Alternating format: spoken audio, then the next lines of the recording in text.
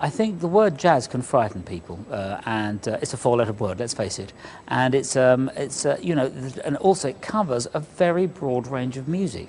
You know, on the one hand, you might have you know, somebody like Chris Barber, who plays fantastic kind of early style of jazz, and then you'll have improvisational music, which is kind of almost atonal abstract right at the other end of it. So it covers like a very broad thing, and if you want to get, and the jazz enthusiasts, of course, and the jazz police will start arguing about what it is, and nothing will get resolved. So I think, but the thrust of it for me is an improvisational music, and for me it's a music that has a great amount of joy. And it has elements of the music from the church and music from the blues. It has all of those things in it. But ultimately it's music that has a joy that lifts up my spirit. And I think that that is one of the things that I should be looking forward to hearing. And as for encouraging, I always want to encourage new people. I mean, I spend a lot of time looking after my own orchestra. You know, endlessly making sandwiches for them, plumping up their pillows and so forth. So I don't have so much time to be involved really directly with lots of other things other than that, because that really does take up a tremendous amount of my time, recording and touring with them and doing a television program. Most of the time is touring with my big band. So it's most of them that I'm looking after.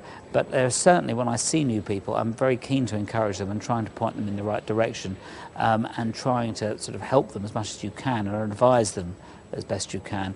And I think it's great that there's a venue. At least, you know, a lot of the time there are people that are great and they've got nowhere to play. So here's a place they can come and play. There's one fellow, for instance, coming here who's called Ben Waters, who's kind of great. Who's I've done some shows with him and Charlie Watts.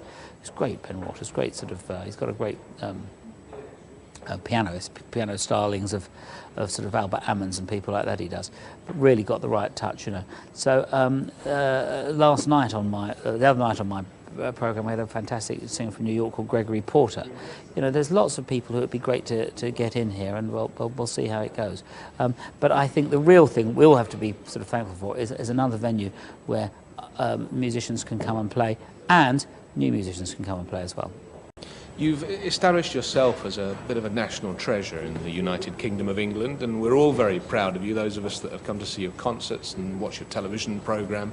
You're very much a performer as much as a musician. You perform your music, and jazz piano is a very difficult style to play. How much of it is, if you were giving advice, how much of it is performance versus the actual skill on the keys? I think, well, there's a difference, of course, between, you know, there's being a virtuoso, and there's being, and you having a feel. And so there's your technique, which is very important in playing, and there's also the feel, which is the thing that you communicate to people by the way you play. And I would never want my technique to be so much that I was playing a million notes, but that didn't make people feel sexy or want to dance or want to boogie, you know. That's so. And on the other hand, I wouldn't want to be limited by not having enough technique to be able to play what I wanted to communicate. And the thing I think is great about music is that I learn more about it every day I play it. There's a new thing to learn about it. But I think the real key to it is that you've got to play what you love and love what you play. And then as you get beyond that, you have to really mean what you play and play what you mean. And also, I think you have to kind of, in playing what you love, you can see when you're communicating that with people. That's what's great about playing live. You can see there in the same time and the space as you are, and you're communicating the way you feel to them without using the blunt instruments, which we call words, which I happen to be using at the moment. And that's when you're in the moment with people, that is great. And I think learning about music all the time and learning a new thing, and the great thing about jazz music, it's never the same twice, but it doesn't have to be. Let's talk about Jazz FM for a moment, if possible, and your experience of it and your feelings about it. Jazz FM's been around about 20 years. Everybody knows it. Not everybody knows where to find it these days. It has a resurgence in the last couple of weeks as we've now become a national digital station. So on DAB radio, people can tune into Jazz FM right across the country. And prior to that, they didn't have access to jazz in the widest parts of our country. So how important is it to have Jazz FM on the dial, and what does Jazz FM mean to you through its history? Well, first of all, I think it's great to have a a jazz station which is playing music that you're not, that sometimes might be challenging, and also music that you're perhaps not going to hear elsewhere. It's quite easy to hear, you know, the music that's in the charts, or the mainstream popular music. But to hear I think it's great when I hear things that aren't that, and when you discover something new that you really like, then it's really been worth it. And Jazz FM has certainly done that for me. I've heard things that I've then gone out and bought because I'd never heard them before. And I think that the programs are great on Jazz FM. And also, I briefly did a show for Jazz FM in the about a few years ago, and I think their whole idea is great, and I think it's something that should be celebrated. I think it's great that now they've gone all over Britain with their sound, and of course jazz is a huge and varied music which you can keep plumbing. I mean, you can plumb into it forever and still never get to the bottom of it, which is great. So I think it's like having this new jazz venue in the Canary Wharf at Boisdale is great, because that gives more openings for people to play it. I think Jazz FM going all over the country is great because it's more of an outlet for jazz, both the contemporary things and the great recordings of the past. Finally, what is jazz?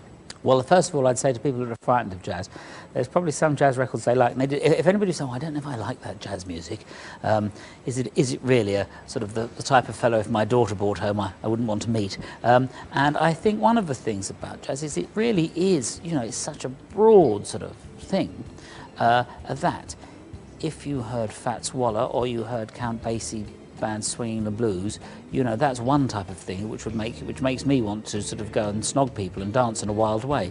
Don't put it on now because, you know, it'll be quite dangerous. But it's a music of great joy. So I think that it's a music that can bring, you know, you can dance to it, a lot of it. You can, but there's a lot of it also you can listen to. But I think any music has to touch the human spirit and has to lift you up. And I think the great thing about jazz is you're getting close to what somebody really is, because when you're hearing the artist play, you're hearing a real part of them. You're hearing part of their human spirit. That's what they're trying to communicate. And I think that's a great thing in music. And I think it's not, you know, some people might have, it's a bit like somebody heard any sort of, it's great in any sorts of music, but you can be put off if you hear one type of thing. You think, oh, I'm very fine like that. Well, that's just one type of music, you know. I mean, that's one element of it. But like in any music, there are good things. You just have to find the bits that you like. And with jazz, there's so many fantastic elements to it, you know. For now, Jools Holland, thank you very much for joining Jazz FM.